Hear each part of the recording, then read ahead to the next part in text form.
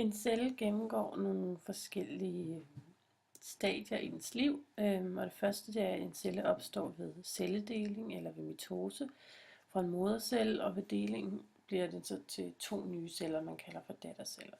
Den første fase hedder G1-fasen, og det er her, hvor cellen vokser ved hjælp af syntese af de forskellige proteiner, lipider og øvrige indholdsstoffer, der er i det enkelte celletype.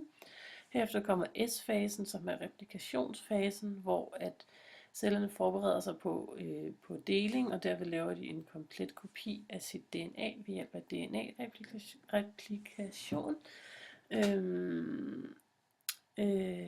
Som er og i den her fase der laver kromosomerne kopier og sætter sig sammen i kromatider, som så hænger sammen i centromerne.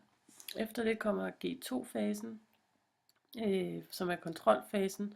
Det er her, hvor der opdager nogle fejl, hvis der sker nogle fejl i celledelingen, og hvis cellen kan, så reparerer den fejl, og hvis ikke, så begår den selvmord. Til sidst kommer M-fasen, hvor DNA-molekylerne deles i to identiske portioner, og cellens cytoplasma deles mellem de to nye datterceller, altså en mitose. Og så kommer vi til redegørelsen for, hvad mitose er. Og mitose er den form for celledeling, der sker, når et fosteranlæg udvikler sig fra en zygote til at blive et færdigt individ. Og mitose foregår konstant i hele kroppen, undtagen når der snakkes om dannelse af kønsceller. På figur 1 er en mitose vist, og den kommer igennem nogle forskellige faser. Og den første fase, det er interfasen, hvor kromosomerne fordobler sig, men cellen stadig ikke er i deling, og derfor er kromosomerne ikke rigtig synlige, men man ser bare de her små røde prikker. Og så i næste fase, som er profasen, der er kromosomerne blevet fordoblet, og de har trukket sig sammen og er blevet synlige.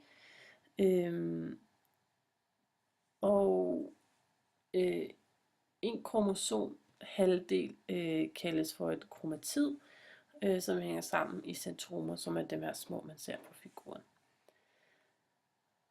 Og så kommer vi til metafasen, hvor at de fordoblede kromosomer, de ligger i cellens midterplan, som man også kan se på figuren.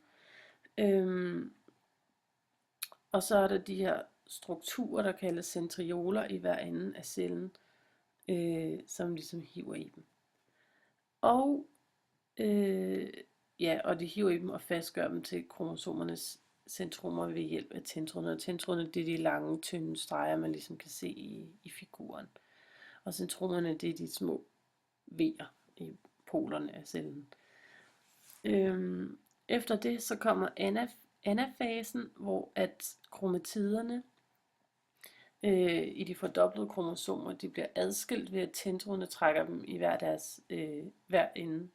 til hver ende af cellen.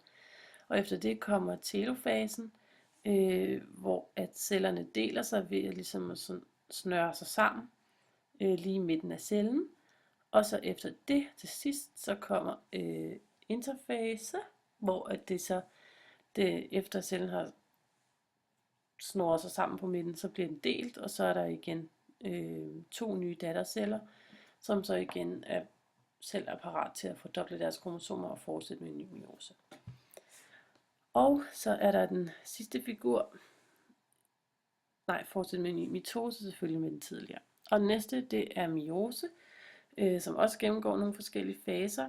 Og den første, det er stamcelle i interfase. Det er, hvor kromosomerne de fordobler sig, men cellerne stadig ikke er i deling, og kromosomerne er ikke synlige, fuldstændig ligesom i mitosen. Så kommer den første profase, hvor kromosomerne er blevet fordoblet, og de har trukket sig sammen og er blevet synlige, og de ligger sådan parvis sammen og bytter DNA-stykker. Og det er en proces, man kalder for overskydning, som medfører, at kromatiderne, der før var genetisk ens, de nu bliver forskellige. Så efter det kommer første metafase, hvor kromosomerne ligger parvis i cellens centrum eller i midten af cellen. Og efter det kommer den første anafase, hvor kromosomerne fra hver par bliver adskilt ved hjælp af centrioler og tentråder. Og så kommer telofasen, første telofase, hvor cellen danner 2 kernemembraner, der omkranser kromosomerne, som man også kan se på figuren, de her små runde ringe. Og kromosomerne de afspiraliseres, sådan, så de ikke rigtig er synlige mere. Efter det kommer anden profase, hvor DNA'et spiraliseres, så kromosomerne bliver synlige, og kernemembranerne opløses, sådan så at centrionerne bevæger sig mod cellens ender, og de nye tindtråde dannes. Efter det kommer anden metafase, hvor der er blevet dannet 2 celler, og hvor cellen indeholder 2 kromosomer. Hver af kromosomerne består så af 2 kromatider, der er genetisk forskellige på grund af den tidligere overskydning. Ja, så kommer den anden anafase, hvor tendinerne trækker sig sammen, og kromatiderne i kromosomerne de trækkes væk fra hinanden og til hver sin ende af dattercellen. Og så i den sidste fase, anden telofase, hvor at tendinerne opløses, så der dannes nye kernemembraner rundt om kromosomerne, og så cellerne snøres sammen, og de 2 celler bliver så til 4 nye kønsceller.